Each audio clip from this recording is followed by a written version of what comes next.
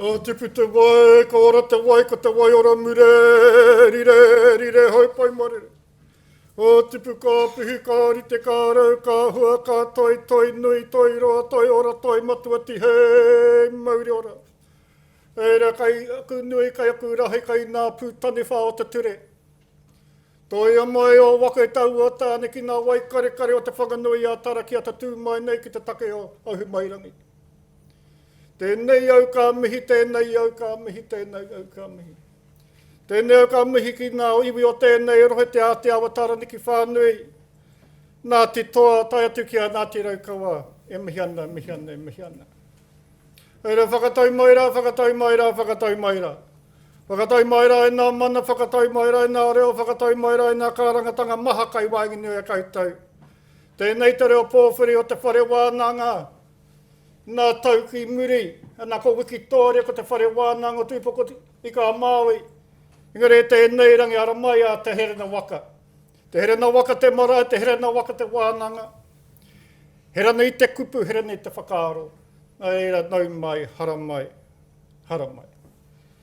E te ati tēnei rāta mihi atu ki a koe, ko koe tēnā, ko eke ki te taumata o te ture, noho nei i rungi te kōti, teke, ai ka nohi Māori, eira kai te mihi atu ki a koe, ko koe tēnā ki te hāpai te tikanga i rote te ture, eira tēnei ka mihi, tēnei ka mihi, tēnei ka mihi. Ngere ka area kukupu to roro o tea, eira tēnā koutou, hura no tēnei ruma, tēnā koutou katoa. I was given 3 minutes, so... You're already in breach. Yeah. So Mark is going to say everything in English what I said in Māori. Kia ora tātou.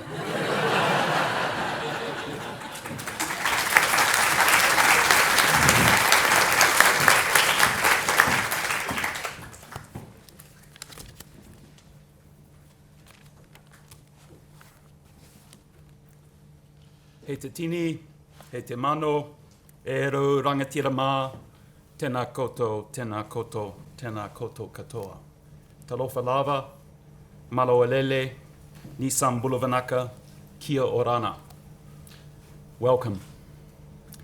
The Honourable Justice Williams, e te kaka waha nui o te wao, te manu korohi e te ata o Ngāti Pūkenga, Tapuika, me Waitaha.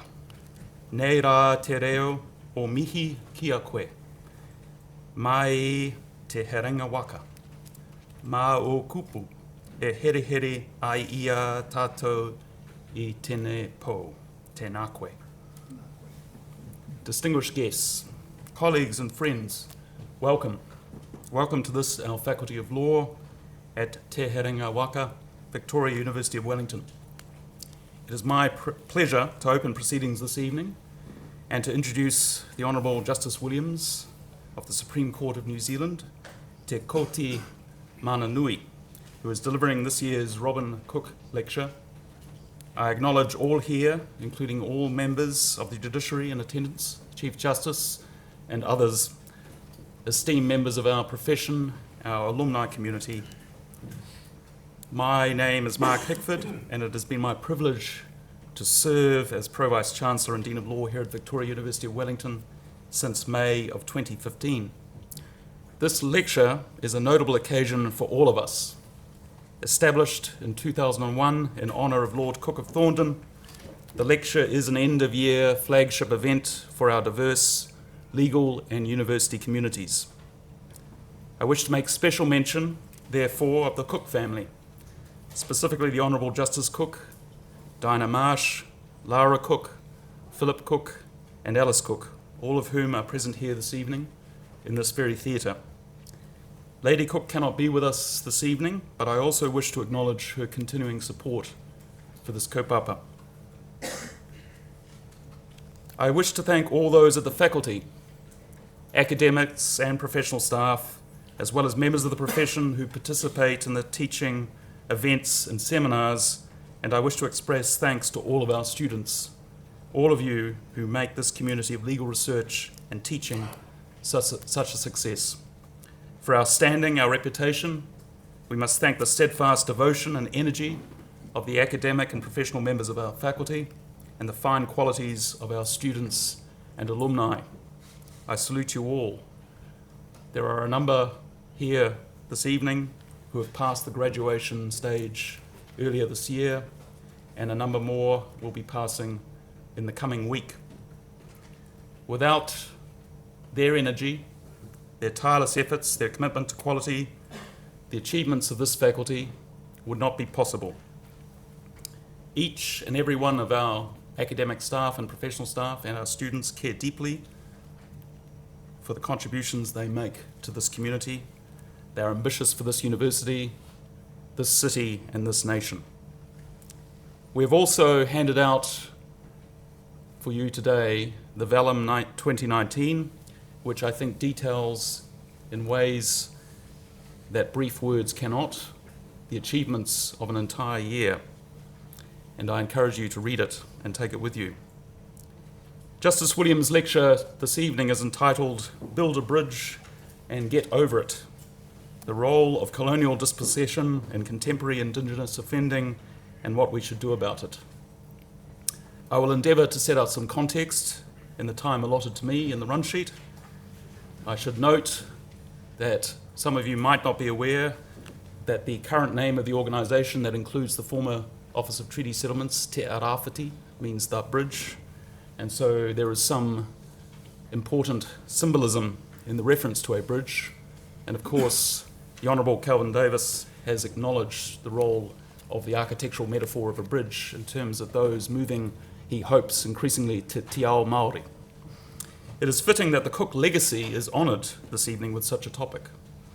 Important, meaningful to the moments of our times, moored in a live awareness of contested pasts, while also being situated in an array of possible futures yet to be grasped. Many of us here will be familiar with Justice Williams's Harkness Henry lecture in November 2013 called Lex Aotearoa, an heroic attempt at mapping the Māori dimension in modern New Zealand law. In Lex Aotearoa, the first laws of Aotearoa were those that were brought across vast ocean distances by Cooke and others from their respective island homes. To adapt the poet's words, tell me a story, make it a story of great distances and starlight and of currents of air and water. Systems and communities of tikanga featured shared themes, but varying and contested inheritances, particular to islands and to waka. Many years ago now, in late 2004, I recall attending a conference with fellow legal professional colleagues and the then chairperson of the Waitangi Tribunal, Chief Judge Joe Williams, as he was known, of the Māori Land Court, who sat with us in the audience. He cautioned that audience in Australia, in Canberra, in his own address, that finding continuities and laws across time ought not to fall prey to the tendency of pretending that colonization doesn't hurt. There are ruptures and discontinuities, collisions and uncomfortable adaptations. The interweaving of laws can be a troubled and troubling task. This is less the architectural metaphor of a bridge than tales of strands and threads, entanglements of the sort that Nicholas Thomas, the anthropologist, refers to in entangled histories. Histories that might be commonly experienced through coexistence in the same territorial space, but not necessarily shared. It should be well known that James Stephen, as Permanent Undersecretary at the Colonial Office in London, in commenting on the continuity of Indigenous law in these islands, observed in 1843 that, quote, I know of no reason why in all matters purely inter se, their marriages, inheritances, contracts, and so on, and even in the definition and punishment of crimes, they should not have their law or customs. And even in questions between the state and the natives, I know not why they should not be governed by their own laws or customs to the utmost possible extent, gradually, of course, and here is the rub, superseding them by our own law. At this moment, this is the case in Ceylon in many respects. It is the custom throughout the whole of British India. Even in Canada, the Indian is at once subject to the British Crown and exempt from subjection to very much of the laws of the province. Now, the late Professor Alan Ward commented on this memorandum as long ago as 1973, and this awareness should be part of the intellectual landscape and furniture of engaged citizens in these islands. It is, of course, one thing to produce utterances on doctrine, quite another to contemplate the possibilities of rendering it in practice.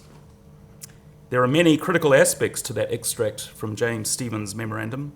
One phrase, for instance, which speaks to disturbances wrought by colonization is that which says, softly, gradually, of course, superseding them by our own law.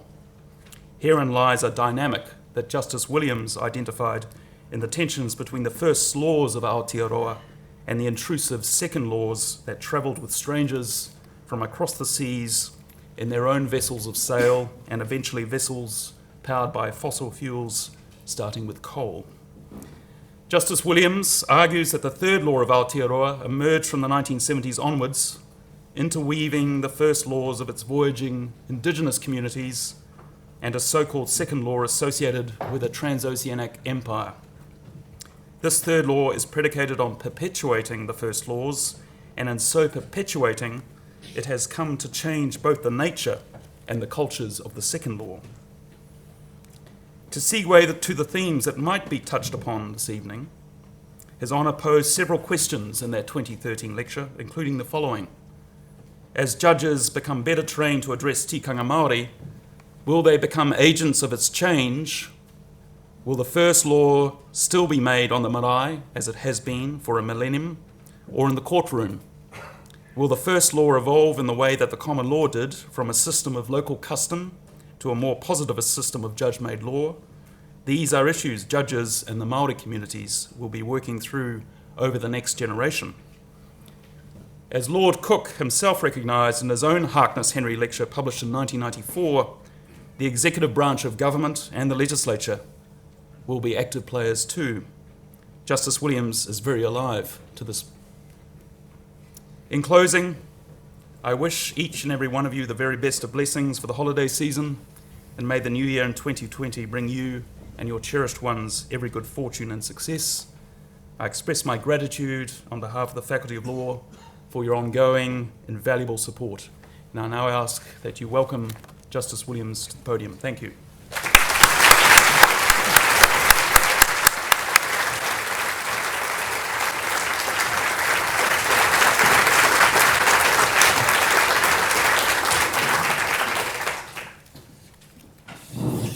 Tēnei au te hōkai nei taku tapu ai.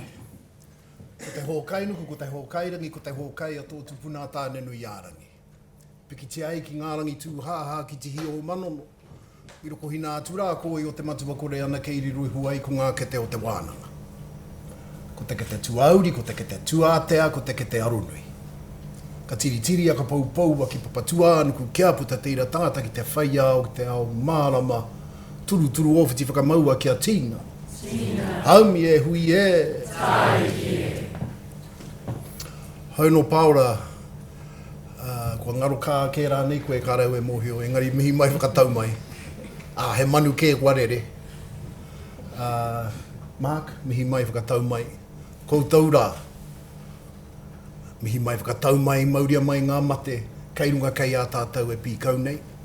Kia tangi hia, kia poroproa ki tia rātou, kia rātou, tātou, kia tātou. E ke ei tōna kōrero, ko tātou rātou waha kōrero, rātou urupā. Ko tātou tonu rātou. Nō reira, tēnā koutou kei aku rangatira, o mua, o nāia nei, o ngā rā kei te heke mai. Tēnā koutou, tēnā koutou, tēnā koutou.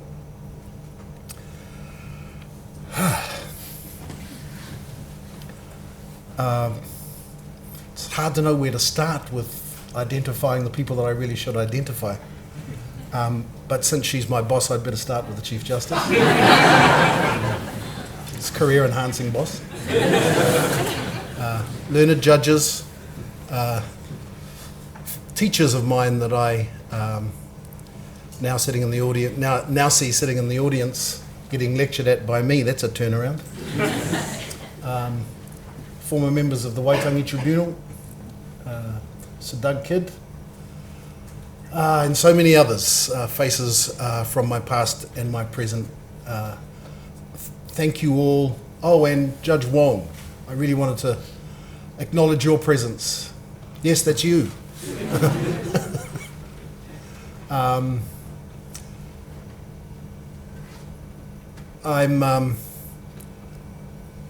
I'm kind of in awe at addressing this gathering in the shadow of the eponymous Baron Cooke of Thorndon. I've been to a lot of these lectures since 2001.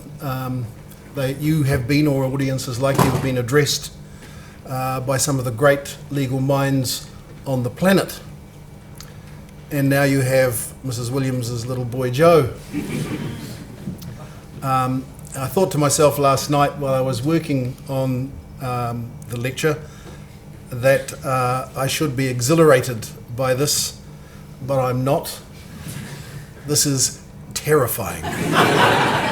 I'm not kidding. I'm not a nervous public speaker, but I'm so aware both of the subject about which I speak and the audience to which I speak. Robin Cooke was a hero of mine in the law when I was a young practitioner. I appeared before him a couple of times, maybe 3. Might have won once. He, of course, was a giant in the law. That needs no explanation at all. But I remember the first time I appeared before him in a case called Burt and the Attorney General, where Charles Chauvel was my junior. I stood up having no idea what I was doing a pro bono case, and indicated that my colleague, Mr. Chauvel, would deal with the first part of the argument and that I would do the second. And Lord Cooke says, "Well, does that mean you're the junior, Mr. Williams?" And I said, "Mr. Chauvel won't be getting up anymore, sir." And I don't think he ever forgave me. Not Robin, Charles. I think Lord Cooke saw law as a fabric, as a tapestry. I know that sounds like a cliche, but he really did. And you saw it in his judgments and in his extrajudicial writing. And that was the kind of lawyer I always wanted to be. Never quite achieved it, but that's why he was one of my great legal heroes. So it's kind of a terrifying thrill. Francis, Diana, Lara, Philip, Alice. I said in Māori, because it's traditional in Māori that you greet those who have passed on, and I said in Māori, as you often do, that we ask that they come back while we gather and gather with us. Because the saying goes, we are their living faces. We are their seeing eyes and their speaking mouths. And the last line in that oft-used phrase is, we are their gravestones. Here you are. The continuation of that great man's legacy, the growing and magnifying of it, and I'm just so thrilled that you could be here. I saw the bouquets here draped across a black cloth, and I wondered whether this was my tangi. We'll know by the end of the lecture.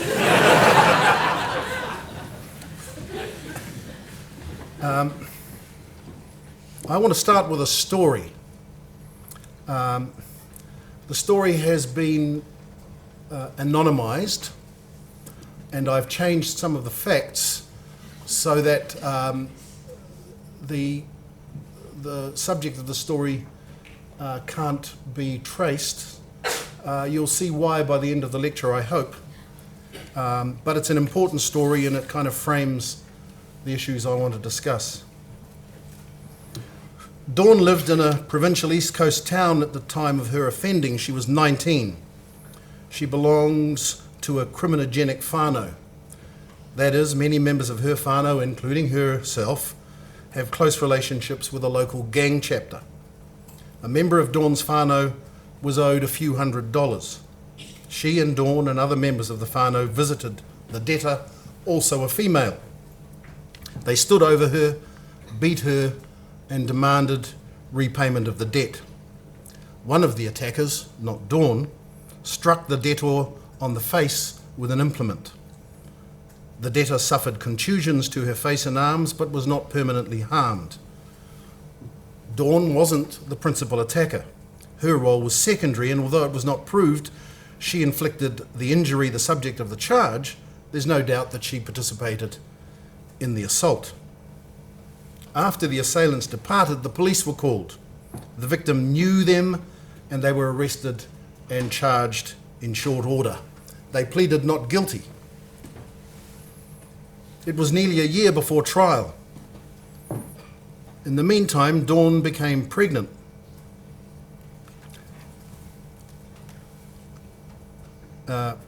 Sometime prior to the trial. She was found guilty of the charge at the trial.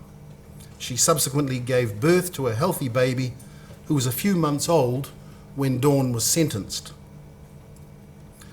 When the court sentenced her, the judge's approach was spare, largely because, at least in relation to the offending itself, the detail had already been rehearsed when sentencing her co-offenders.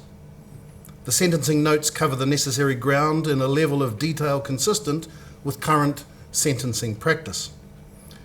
After traversing the facts of the offending and adopting a starting point similar to that applied to her co-offenders, the judge considered Dawn's newfound situation as a young mother.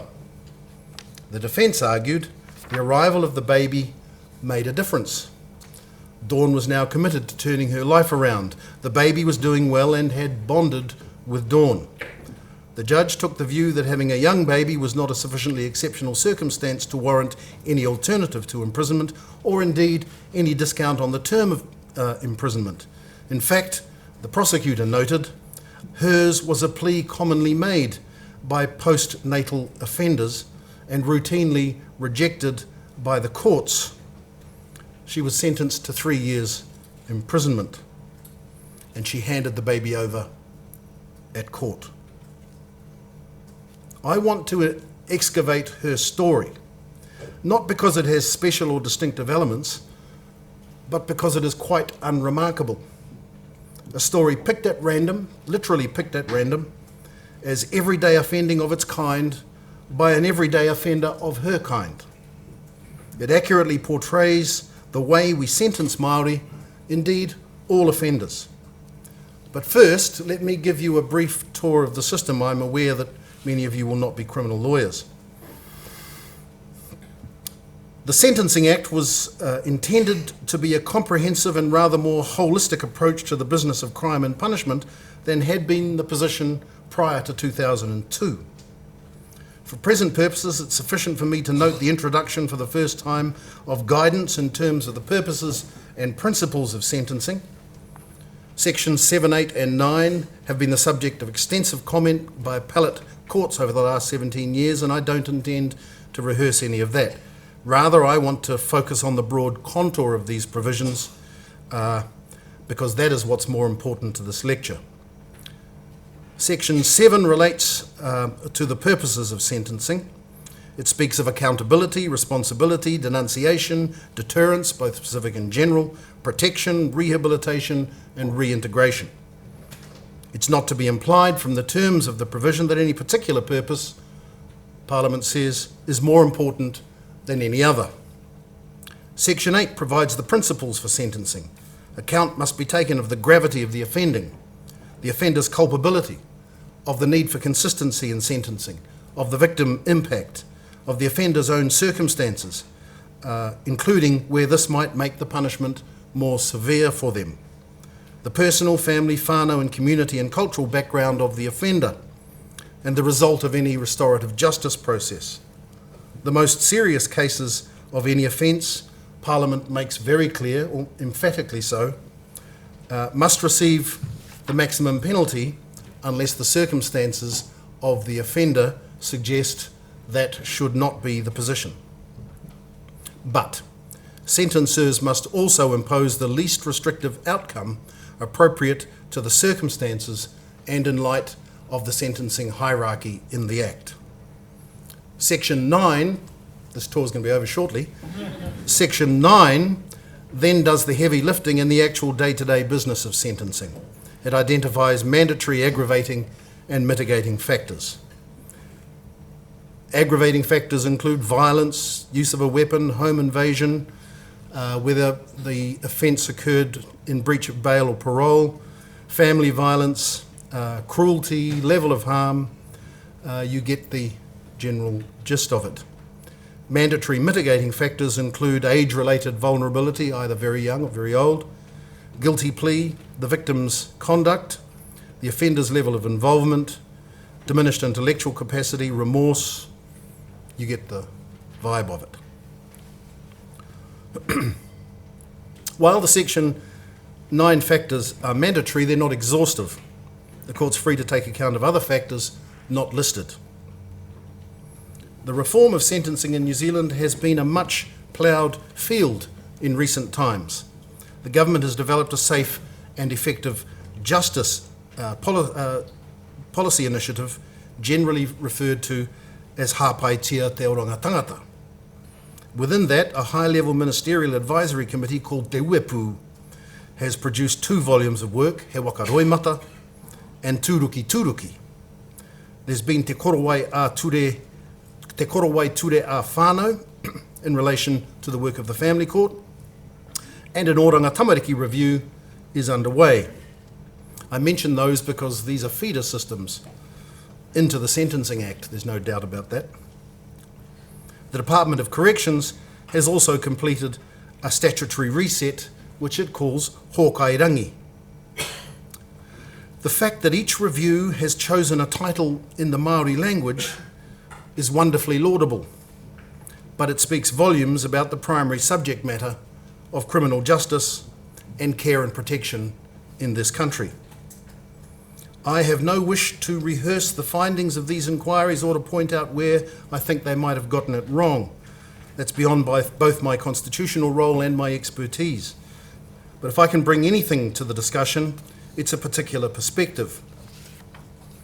I am a Māori, but that's not what I'm talking about. I'm talking about the fact that I have had 2 very different judicial careers.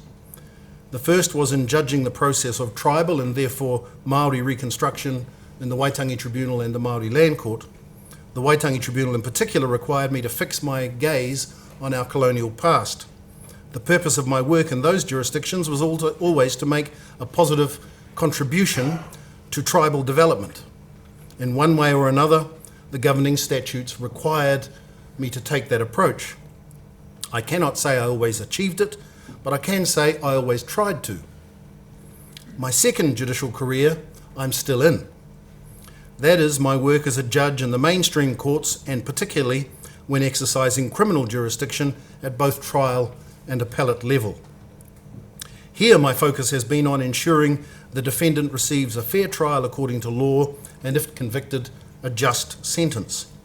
The impact of that work on the Māori community, and I include there my own individual contribution to it, can only be responsibly described as destructive, even catastrophic. You might be aware of the Māori offending and incarceration statistics. They've been in the news a lot lately. I don't want to shower you with numbers, but some basic facts are worth setting out for comparative purposes, as I'll come to. We have a relatively high imprisonment rate in this country, significantly higher than jurisdictions with which we generally compare ourselves, Australia, England, Wales, and Canada, for example. The exception, of course, is the USA, which imprisons at around 750 persons per 100,000. The US has the highest imprisonment rate in the world and may be treated, for my purposes, as a genuine outlier. Māori make up around 16% of the general population, but 38% of those charged, even in a time of the iwi panel system being operated by the police right now. 42% of the adults convicted and 57% of adults sentenced to prison. The imprisonment rate for Māori is roughly 7 times that for other New Zealanders. That means the Māori imprisonment rate is only slightly lower than the imprisonment rate in the US. As I have said, the thrust of these numbers is generally well known.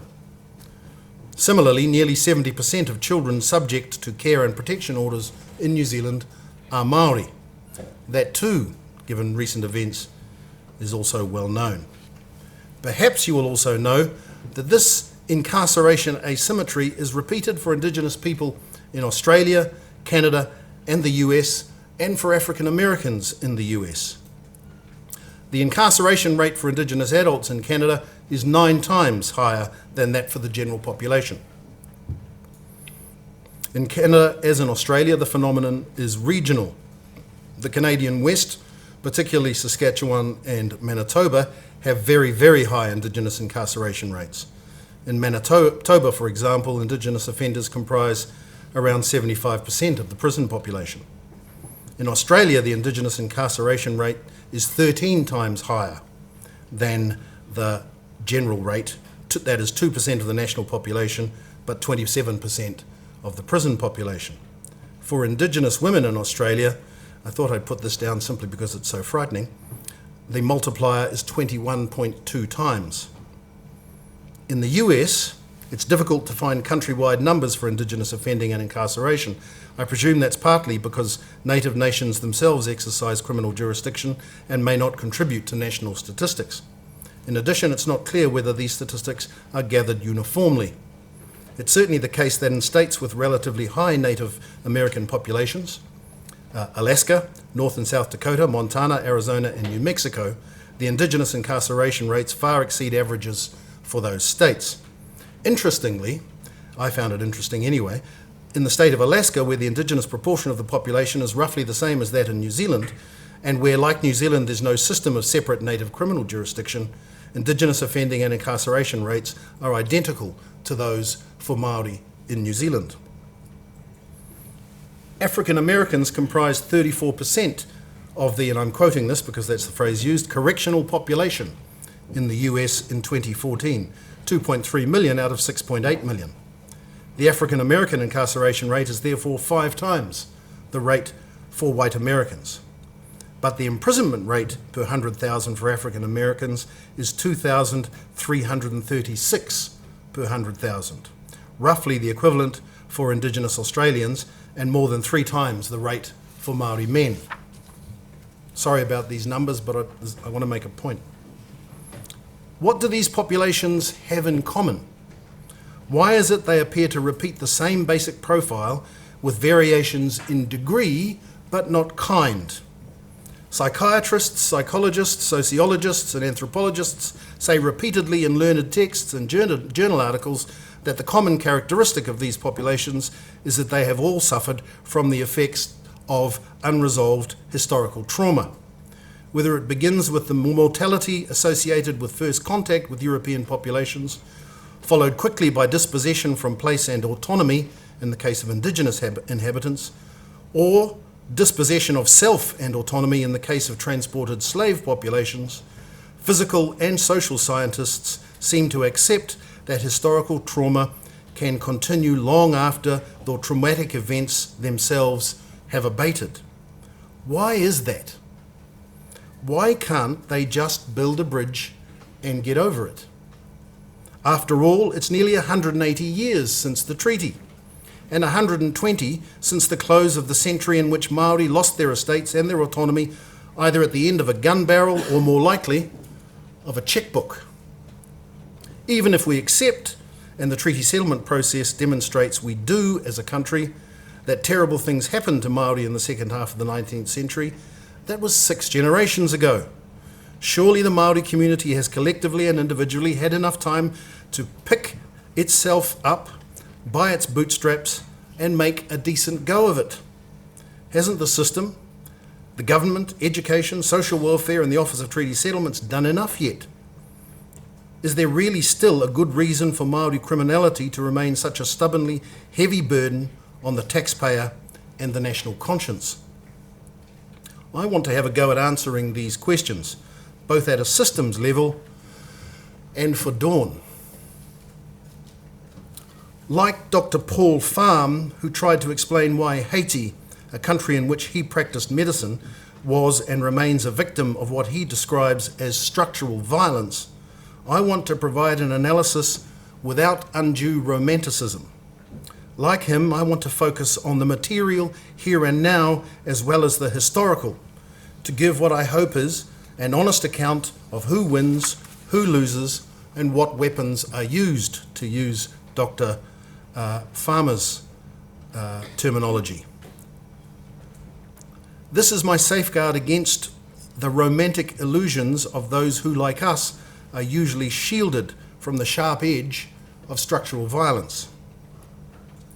The consensus in social science is that trauma, if it is severe enough, can transfer intergenerationally. The research overwhelmingly supports that proposition now. The current debate is actually about whether, in fact, significant trauma on a community-wide basis can transfer genetically. This is now a genuine field of scientific inquiry called epigenetics. It's controversial, and I'm not going to dig into it, but it's really interesting to look at if you have a chance. The loss of territory and the ability to be self-determining on it was, said 19th century New Zealand ethnographers, hugely debilitating for many, perhaps most iwi. The worst affected were those who lost their country in war and its aftermath.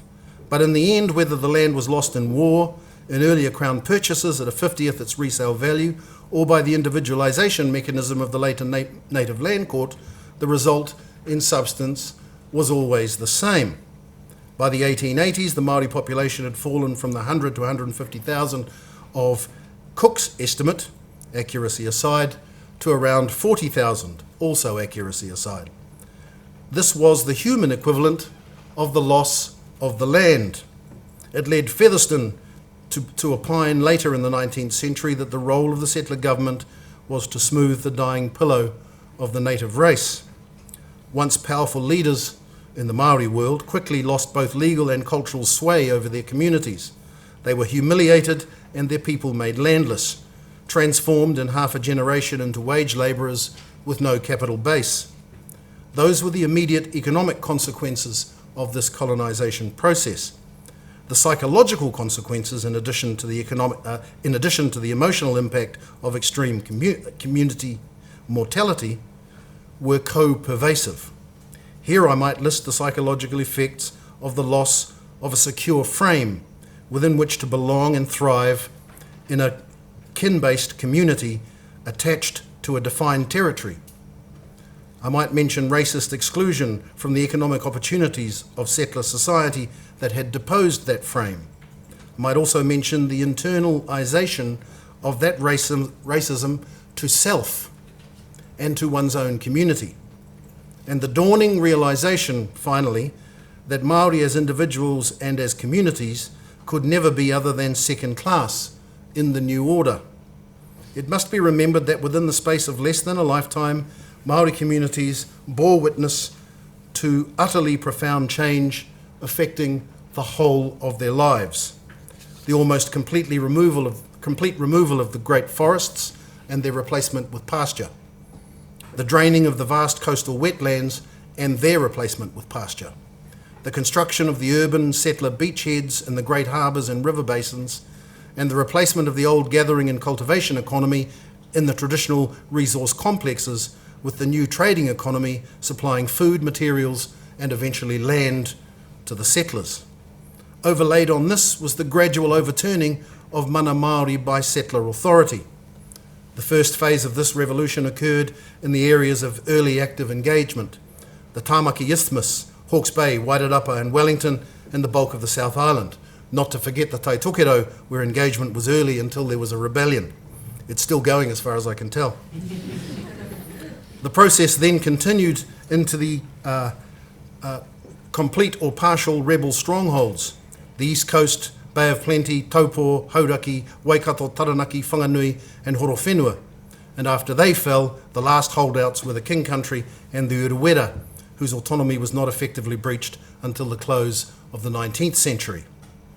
I do not wish to give the impression that this revolution was tidy or well organised. It was neither. The displacement of mana Māori and Māori economic primacy occurred unevenly, and there were Māori and Pākehā on both sides of the war and the peace.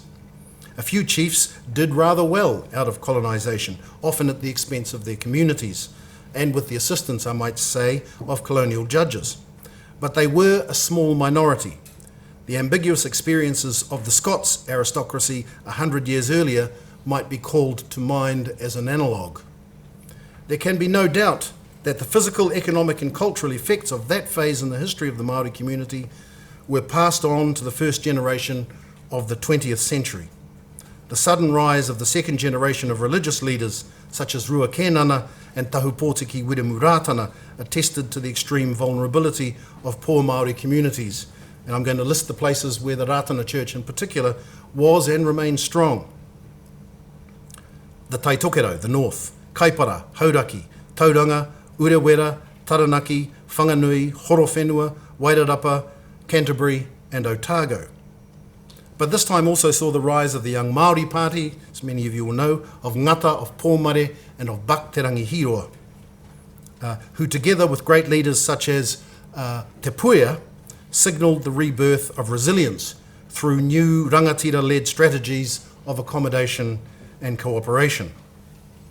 But while race had been the centrepiece of colonial policy in 19th century New Zealand, the first half of the 20th century saw it fade from policy prominence. The revolution was complete. The Māori community had shifted to the margins of settler society and the margins of its new economy. For most Māori communities, the land base was no longer sufficient, and Māori policy shifted from the race focus of the 19th and early 20th centuries to the class framework of the first Labour government. By World War II, Māori of working age began to flood into the cities in search of a viable replacement for the old order, though they must have been buoyed up by the Māori contribution to the war effort and the nation's, indeed the empire's, gratitude to them for it. By the 1860s, around 70% of the Māori community lived in urban centres. Pre-war, that would have been no more than 10%. But that migration had been born into village life, which, though gravely impaired, still remained collective, stable and culturally Māori, indeed for the most part still Māori speaking. The urban shift created a different kind of trauma. The migrants lost the stability of community and culture, which had provided them with at least some level of resilience despite the experiences of the 19th century. But they survived. The meat and wool economy was booming. Government regulation ensured that income equality was very modest by today's standards, and the welfare state was comprehensive and universal after World War II, even for Māori. The migrant generation did what they could to recreate village life in the cities, just as the Pacific Island migrants would do with greater success in the 1970s and 80s. Ngāti Pōneke here in Wellington, the Māori Cultural Centre in Freeman's Bay in Auckland, then grew into the larger urban marae of West and South Auckland, Purirua, Lower Hutt, Christchurch and so forth from the 70s and 80s. These transposed institutions helped, but they weren't enough. Their children would pay the price. That generation was unique not just because it was the first Māori urban-born generation, it was also the largest cohort in the history of the race. The urban migration coincided with a massive upswing in the Māori birth rate. No TVs, I'm told. It's said that it was the Māori birth rate was the highest birth rate of any ethnic community in the world in the 1960s.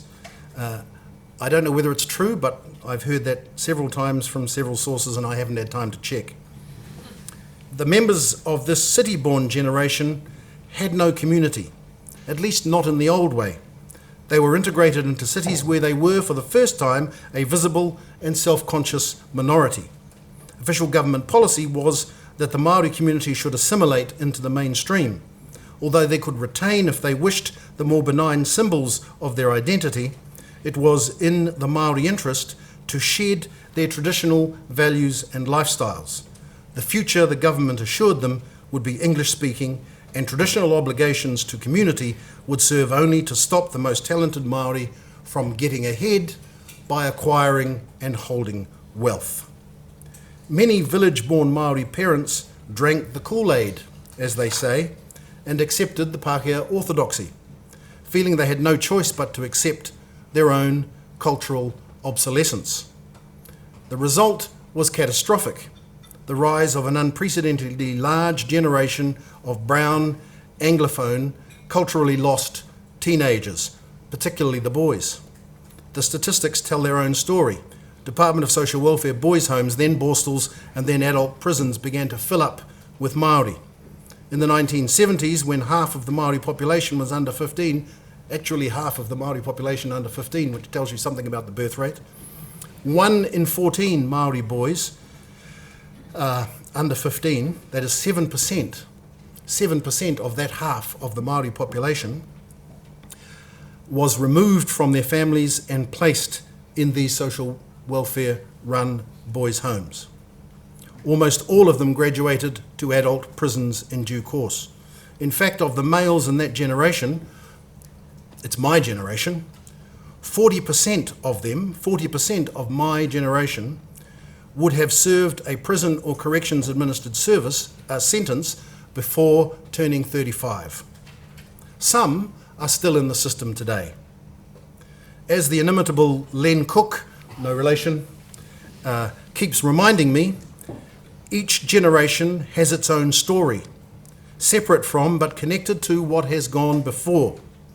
We cannot unthinkingly extrapolate the bad experiences of the first city-born generation onto their children. But the causal relationship between their experience and what happened in the second generation is, in my mind, unarguable.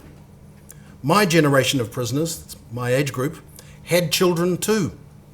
Those children then had a much more significant chance of following their absent fathers into prison. Behind these numbers is the human story of the rise of Māori gangs, first in the cities and by the 1990s, back in the village. The spread of substance abuse and its supporting infrastructure, and the normalising of intimate partner and familial violence, both physical and sexual. In short, the story of the breakdown of social and cultural fabric and its replacement with noxious substitutes. It was that generation too, now adults working for the most part in the same labouring occupation as their migrant parents, who were then hit by the economic restructuring of the mid-1980s. The factory jobs disappeared and the factory towns were devastated. I know that, I grew up in one. The government jobs disappeared too. Railways, forestry, post office, the list goes on. It was the first generation to face widespread unemployment without the protection of village life and resources which had been available to their grandparents during the Depression to soften the blow. The children of that generation, the millennials, my children, the third urban generation now, were thus more likely to have grown up in households where the adults were either in precarious employment situations or unemployed.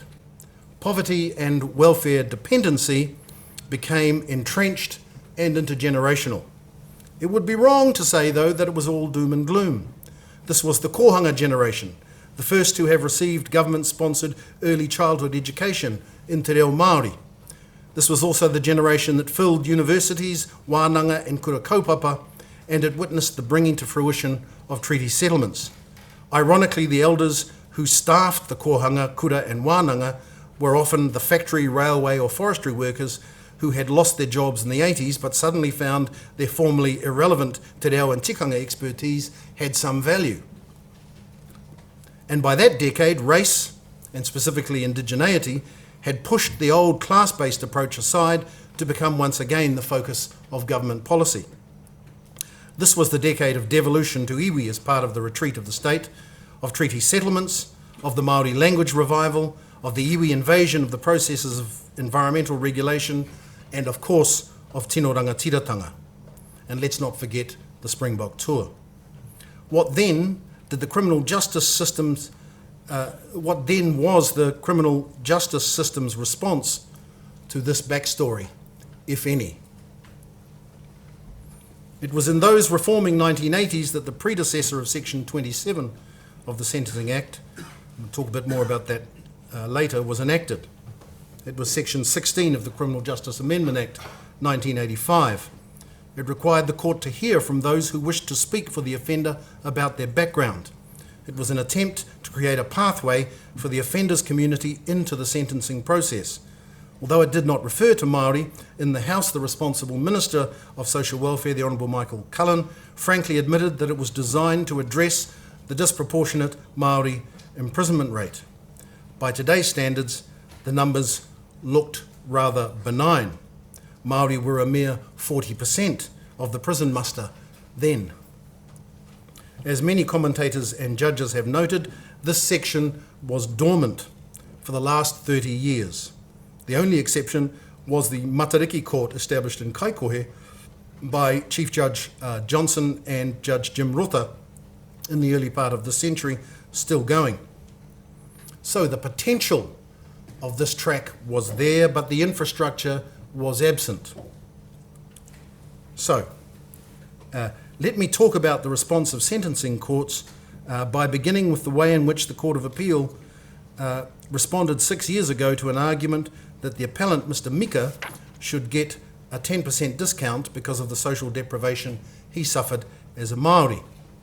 The court, perhaps understandably, flatly rejected the suggestion. Ethnicity alone could never be a basis for a standard discount without evidence as to how the background contributed to the problem. Mr. Mika's counsel referred extensively to Canadian and Australian case law on the subject, but the court considers these cases were irrelevant because of the different statutory context within which the issues were considered. One can see why an argument that Māori should get a standard discount had no chance of success.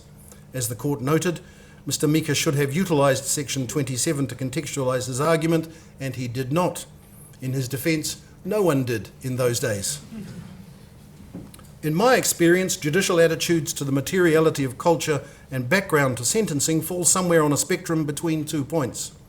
At one end, judges who see it as their function to do all they can to alleviate systemic overrepresentation, who believe deeply in the power of redemption, and who accept that the provision of information about culture and history is essential to sentence selection. At the other end, there are those who are structurally sceptical about these issues, struggle to see how they might be relevant except in very few cases, and believe references to a distant and traumatic past will lead to race-based undermining of the whole sentencing theory of free agency. Most judges are situated somewhere around the middle.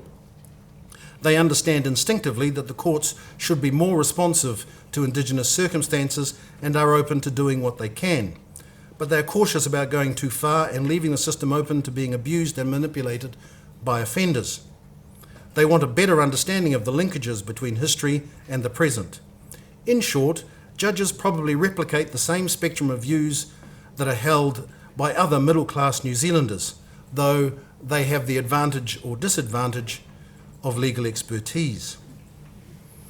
You may remember that the Mika Court found overseas jurisprudence to be irrelevant. In my view, at least, the Canadian and Australian authorities are quite helpful because they address exactly the same problem, generated by precisely the same causes, and at least in respect of Canada, they use a very similar statutory trigger. I've set out the Indigenous incarceration rates in these jurisdictions, and I'll not repeat them. Time doesn't permit me to attempt a review of the colonial histories of those countries, you'll be pleased to know. But while any New Zealander studying them will be struck by significant differences, they will also see much that is familiar, particularly with respect to the treaty-based colonisation of Canada. I'm just going to talk about Canada and Section 7182E of the Canadian Criminal Code, really the equivalent of our Section 8I and Section 27 that relates to the offender's background. That section requires Canadian sentencing courts, when selecting a sentence, to have particular regard to the circumstances of Aboriginal offenders. This led the Canadian Supreme Court in the 1999 case of Gladue to find that it had been enacted to ameliorate, quote, the serious problem of overrepresentation of Aboriginal people in the prisons, and to encourage sentencing judges to have recourse to a restorative approach to sentencing. Sentencing judges were required to consider unique and systemic background factors that might have played a part in the offending, and types of sentencing that may be more appropriate to Aboriginal offenders. But the court cautioned that this was no basis for the creation of a race-based discount, or even necessarily more lenient sentencing. Rather, because of the incarceration asymmetry, the direction was that sentencing courts must take the time to learn more about Indigenous offenders in order to select a truly just sentence. Unremarkable, you might have thought, but the decision was seen as controversial. It gave rise to what became known as the Gladue courts, very like our Matariki court, and it generated the requirement for special background reports when Indigenous offenders were to be sentenced, called Gladue reports, much like our Section 27 reports. The continuing controversy around Gladue led the Supreme Court to revisit these issues 13 years later in a case called Ipili. It related to the way sentencing courts should treat Indigenous offenders subject to long-term supervision orders because of persistent offending. Justice LaBelle took the opportunity to address some of the criticisms of the court. He noted that while Indigenous over-incarceration is a systemic issue requiring a broad-based community response, sentencing judges operating as frontline workers at the retail level still have a limited but important role to play in addressing the issue. He suggested that sentencing courts cannot achieve the necessary proportional response to offending required by the Charter without properly considering the applicable systemic and background factors for Indigenous offenders. As culpability can only flow from voluntary conduct, he said, those whose background significantly reduced their choices were logically less morally culpable, even if their actions remained strictly voluntary. To ignore this, he said, would be to impose a sentence out of proportion to the degree of responsibility of the offender. Further, selecting sentences likely to provide a more effective cultural response to the offending significantly increased the likelihood of rehabilitation. He quoted academic commentary. I'm going to quote it. He said, as Professor Carter puts it, poverty and other incidents of social marginalisation may not be unique, but how people get there is. No one's history in this country compares to that of Aboriginal people.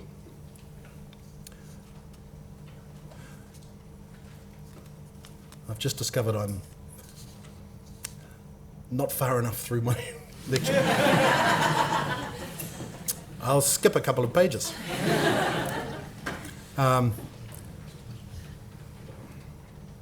6 years since Mika has seen a particularly sharp increase in Māori imprisonment numbers.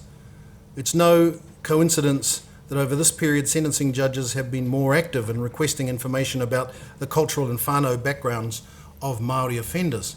But the tipping point came with the decision of Justice Whata in a case called Heta, in which he traversed the authorities here and in Canada and Australia and responded to the sorts of criticisms that Justice LaBelle confronted.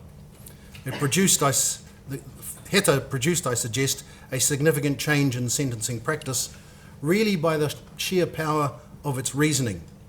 The question now is whether the necessary resources and infrastructure will follow its lead.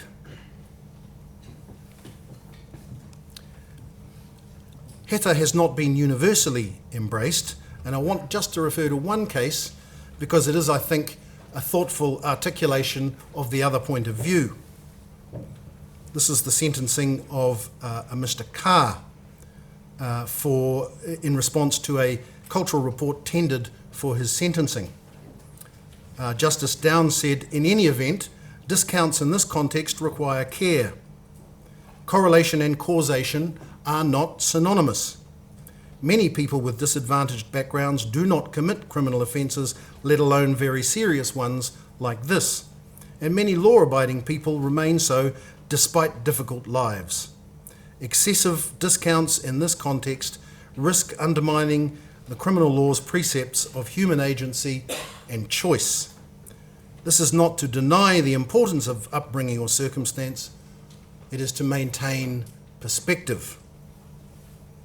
I agree with that caution.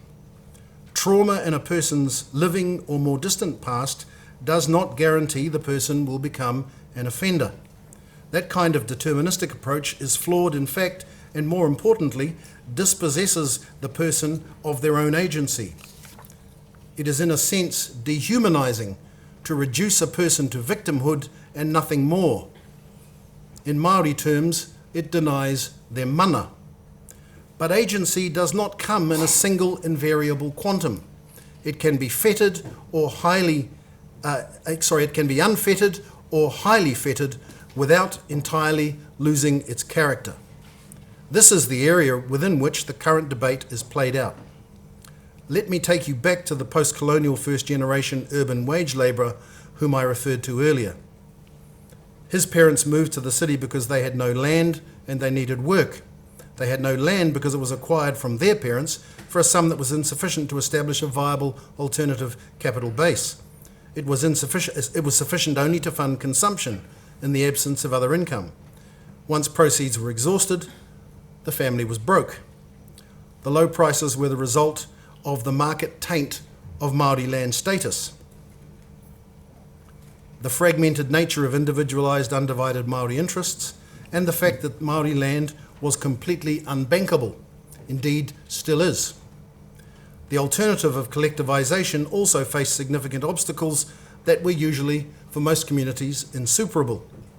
One such difficulty was bringing owners together to make collective decisions where shareholders were not necessarily co-resident and where their interests were increasingly fragmented by the post-war population boom. Corporate or trust administration of Māori land did not actually become viable on a widespread basis until the 1970s. Once again, this is the generation for which 7% were taken from their homes before they were 15. The current inquiry into abuse in state care speaks to the injuries that have been suffered by so many in that generation. Most graduated to jail, around, I understand, 85%. Can it really be said then that many people with that particular background were capable of leading law-abiding lives? The numbers suggest most were quite incapable of doing that. The point is that a proper rehearsal of these histories allows sentencing judges to calibrate as best they can the degree to which free choice has been fettered by trauma, either directly experienced or inherited. I agree that it is important to maintain perspective in assessing agency. The point is that without a proper command of an offender's background, there can be no perspective, only myopia. For a generation, it's been the practice... when do I have to stop? Oh, apparently I've just purchased 10 minutes.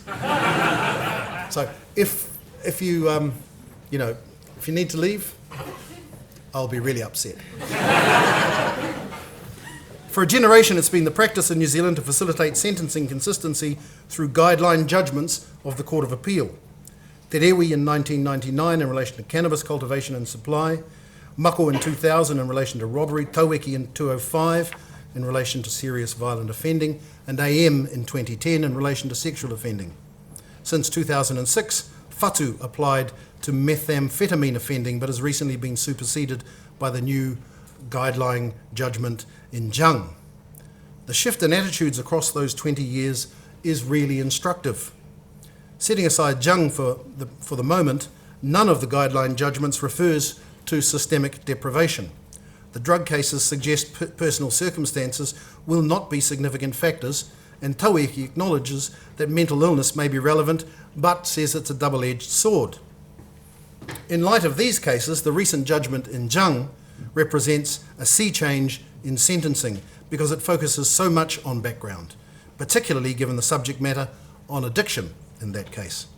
I want to focus only on the court's discussion of social, cultural and economic deprivation, for which it gave a standalone section.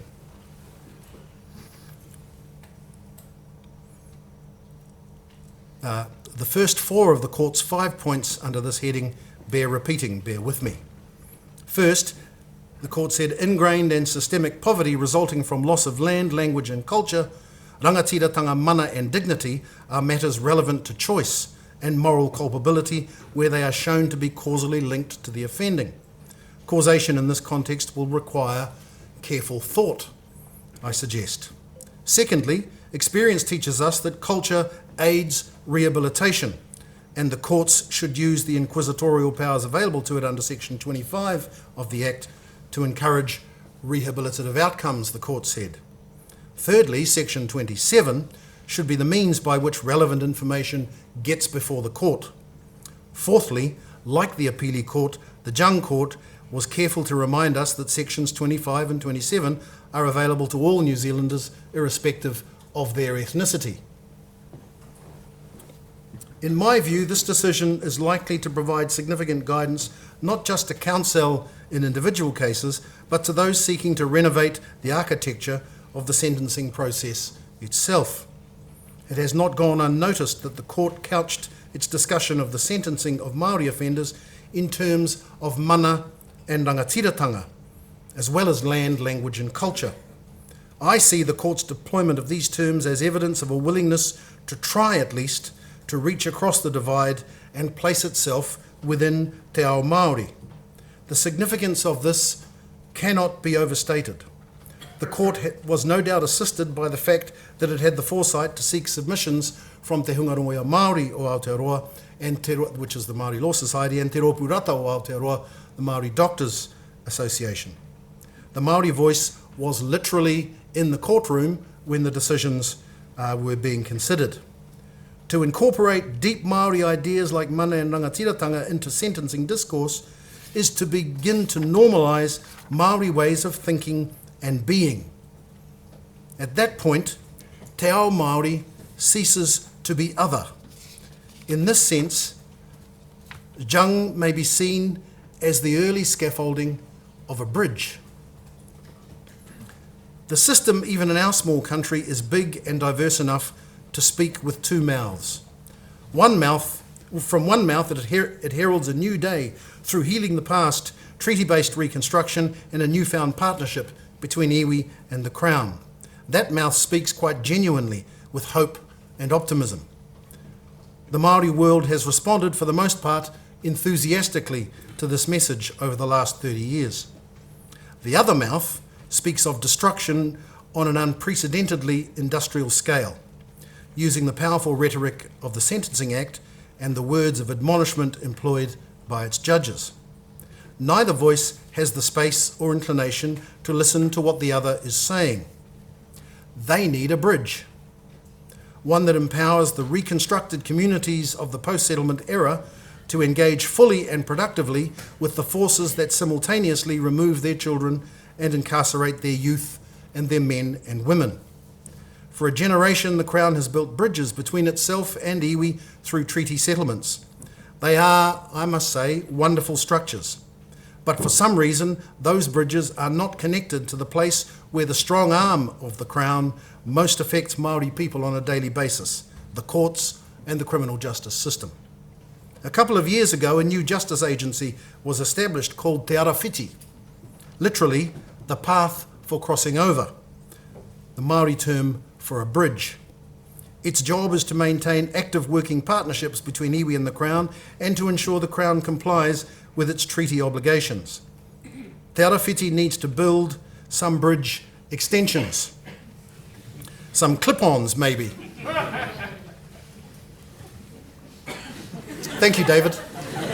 Oh, wasn't you? No.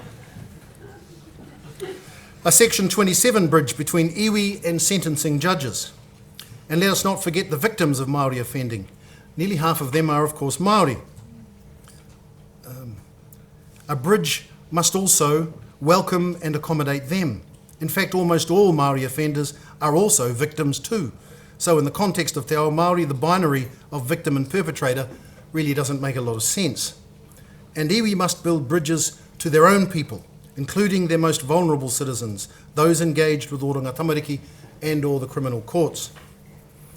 I think we're heading toward a time in the not too distant future where no Māori child will be removed by oranga tamariki and no Māori offender sentenced without the benefit of advice from that person's iwi or community as to their backstory.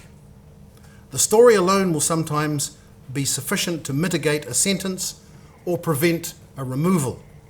But the true power of these bridges I have in mind is that they might provide the means by which family court and criminal court judges are offered alternatives to removal and incarceration, where those alternatives are created out of partnerships between iwi and community on the one hand, and relevant Crown agencies on the other. Agencies such as Oranga Tamariki, the Ministry of Education, the Ministry of Justice, and the Department of Corrections. And in my simple future, Te Arawhiti, with its deep connections into the Māori world, would ensure no one was dragging the chain. So in this world, Section 27 would not just be a means of obtaining information, it would be a means of engaging with the resources and energy of the child's or the offender's community. And by community, I mean their relations. These communities and their urban proxies like Waipareira and Muma have what the state generally does not: an intimate relationship with the child or offender by virtue of kinship and or social context. If the Crown can recruit that, we stand a chance of turning many lives around. And if the iwi can recruit the resources of the Crown, it can be the agent of that change. This is win-win. The Crown becomes more effective in solving stubborn and significant social problems, and the iwi become what they once were: a central institution in the lives of their people. In my view, the long-term survival of modern iwi institutions will depend entirely on them becoming and staying relevant to the everyday lives of their people. You see, the only way to change the status quo is to build bridges and get over them. How might this world have affected Dawn's sentencing? Well, I recognised her surname, which I haven't given you and won't, and so made a phone call to see whether, and if so how, she fitted into the known tribal narratives and whānau histories, both old and new. One phone call. She belongs to two East Coast iwi on her maternal and paternal sides. On one side, her ancestors lost their land in the Tūranga Rebellion and the subsequent work of the Poverty Bay Commission, which confiscated all of the land interests of rebels in the greater Poverty Bay area. Her ancestors were labelled rebels. The Crown apology in settling the claims of her Tūranga iwi demonstrates how significant was the loss of land and mana of her people. On her other side, she belonged to Ngāti Porou, north of Gisborne. Her whānau located themselves in Ngāti Porou territory because that was their only remaining land. Her great-great-grandfather was the leader of his Ngāti Porou community, a chief of genuinely high rank, so high in fact that he gifted family land to the Hapu to establish a new marae complex, which is still there and named after him, and for local sports fields, which are still there. The land that remained was gradually individualised, fragmented through the generations, and unbankable. By the time of Dawn's grandparents, they held a small piece of land against which they could not raise finance for development. Māori land was unbankable, as I have said. The whānau abandoned that land, and as far as I know it's still unoccupied, and moved to the city in the 1980s, already, according to my source, dirt poor. When I heard that, the grapes of wrath came to my mind for some reason. They searched for other work, but this was the 1980s, and of course, there was none. Gang life beckoned for her father and siblings because I was told there was nothing else. Dawn was on a SIF's watch list when she was young, was removed and placed with an aunt for a period, but eventually returned home. The gang community was an enormously important element in her life. As you know, she had a baby in the middle of the sentencing process, and she fought for the sake of the baby to turn her life around, really for the first time in her life. In fact, she cared so much that she led a small local group of gang-connected women to get them all to turn their lives around. This is when she was a young mother in her early 20s. People in positions of leadership and authority within the iwi spoke glowingly of the change she had made to her life. Te Te runanga o Ngāti Porou and te runanga o Tūranga Nui a Kiwa, two local iwi authorities, relevant to the two lines that I've spoken of, run social programs for members of their communities. They engage in court interventions, they operate addiction programs, parenting courses and more general support programs for their constituent whānau. Both are now upgrading their capacity as a result of treaty settlements and the government's new approach to education and welfare partnerships with tangata whenua. What might have happened if Dawn if there was a bridge between these runanga, the judge, and Dawn when she came to be sentenced? What might have happened if the judge was made more aware of the background of this whānau, her own particular history, the special steps she had taken, and the fact that one or other of the runanga was willing to sponsor her, provide her with programs, and vouch for her? I've only got 3 more lines. I think, with all my heart, she would not have gone to jail at all. As it was, her baby was taken from her and the bond was broken. In one swift move, Dawn and her baby suffered the same trauma of separation that Dawn had suffered as a child. So it was that the historical trauma of this whānau was transferred to the next generation with every likelihood that it will now last into the middle of this century. It's time to build a bridge and get over it. Thank you for your patience.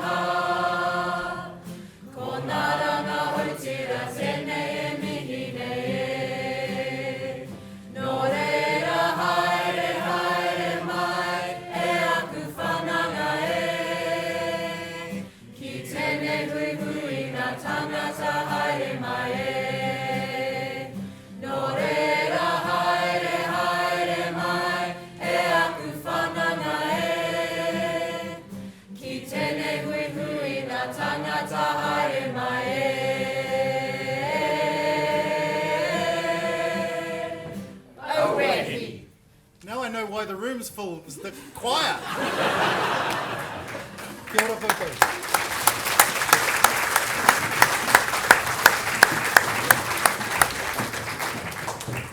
So it is my task to close proceedings and encourage each and every one of you to join us in the reception area behind this building, actually in front of this building, in the marquee, and to enjoy the cheer of the forthcoming holiday season and the end of this year, 2020. I have to say that I'm very honoured to have heard such a wonderful, provocative address. I know when, I won't name them, but a certain someone approached Justice Williams last night and said I hoped that we'd have an interesting and provocative address. Justice Williams said, perhaps provocative, but I think we've satisfied provocative and interesting. The bridge of which Justice Williams speaks is one that is not a short bridge, it's certainly not abridged. It is perhaps a bridge... Sorry. A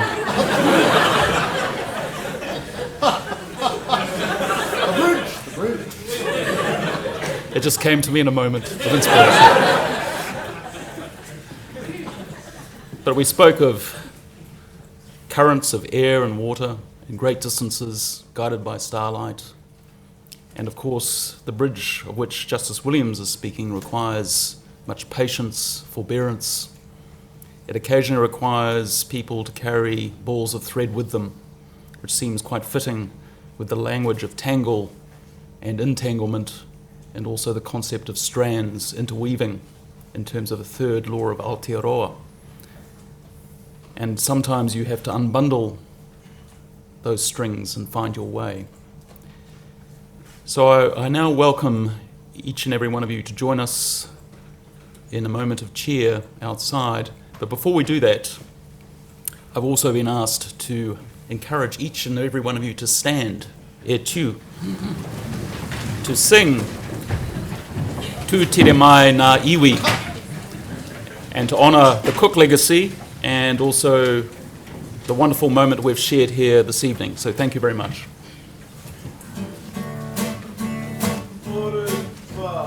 Tu Tere Mai